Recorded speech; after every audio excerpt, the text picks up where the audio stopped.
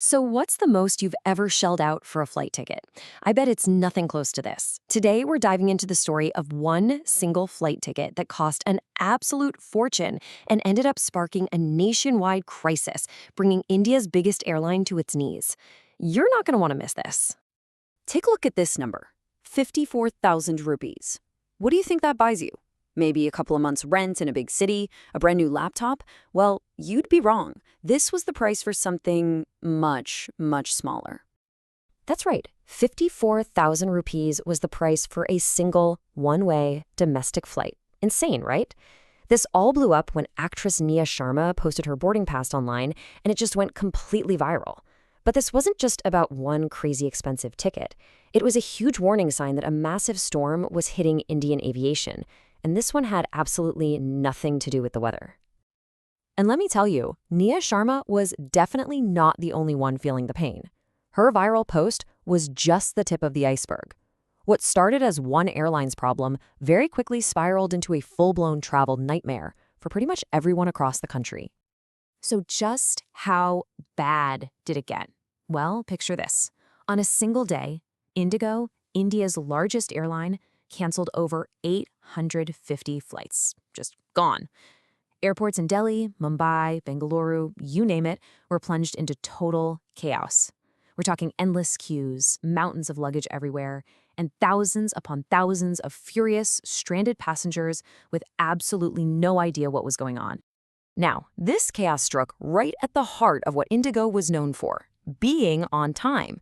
I mean, in 2021, their on-time performance was a stellar 92.4%. But by December 4th, it had nosedived to a shocking 19.7%. For an airline that runs over 2,000 flights a day, that isn't just a bad day at the office. That is a complete and total system failure. And with all these cancellations, the pricing for the few remaining seats just went haywire. You could book a domestic flight from Delhi to Mumbai for over 36,000 rupees. But at the same exact time, you could fly internationally from Delhi all the way to Dubai for almost 11,000 rupees less. I mean, how does that even happen? It makes absolutely no sense. So what on earth caused this epic meltdown? Well, it wasn't a sudden storm or some bit of bad luck. Nope. This was a man-made crisis, a perfect storm brewed from two key ingredients colliding: brand new safety rules and the airline's own super risky business model. So it all kicked off with a new set of safety rules from the DGCA, India's aviation authority. Now, on paper, these rules look great. More weekly rest for pilots? Awesome. Fewer stressful night landings? Sounds good. They were all about fighting pilot fatigue and making flying safer. The problem wasn't the rules themselves, but the side effect. They massively reduced the number of flights a single pilot could legally fly in a week. And this new rule change uncovered a huge weakness in IndiGo's whole strategy. See, the airline was built to be hyper-efficient. They used what's called a lean staffing model, which basically means they had almost no backup pilots. They also flew a ton of flights at night to keep their planes in the air and making money. With the old rules, this was a genius, profitable strategy. But when the new safety rules kicked in, their system had zero wiggle room. They literally just ran out of pilots. Okay, so a pilot shortage explains all the canceled flights. But that still doesn't explain why the tickets that were left became so unbelievably expensive. To get that, we need to talk about the technology that basically poured gasoline all over this fire: dynamic pricing. You've definitely run into this before, even if you didn't know its name. Dynamic pricing is simply that computer algorithm airlines use to change ticket prices constantly based on supply and demand. And the goal is pretty straightforward: to squeeze every last possible rupee out of every single seat on that plane. So let's connect the dots. Here's how that algorithm reacted to the crisis. First, the supply of seats just vanished as hundreds of flights got canceled. Then, demand went through the roof as all those thousands of stranded passengers scrambled to book any flight they could find. The algorithm saw this: huge demand, tiny supply, and did exactly what it was programmed to do.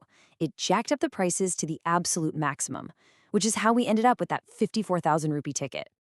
With total chaos at the airports and a massive firestorm lading up social media, this whole mess just got too big for the government to ignore anymore.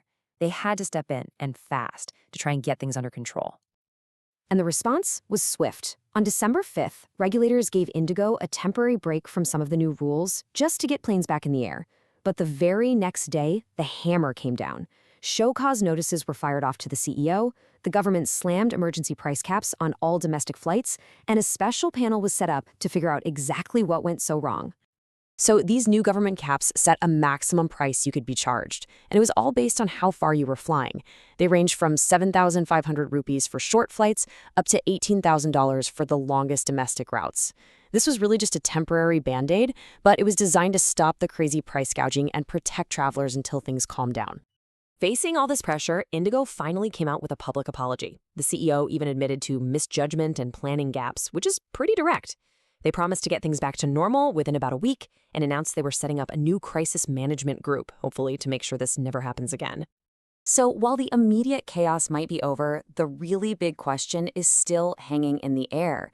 This whole disaster has put a spotlight on the risks of running an airline on such razor-thin margins with no backup plan. Now, with public trust shaken and these stricter safety rules here to stay, can India's largest airline truly change its ways to stop a repeat performance? That's the billion-dollar question. Thanks for tuning in.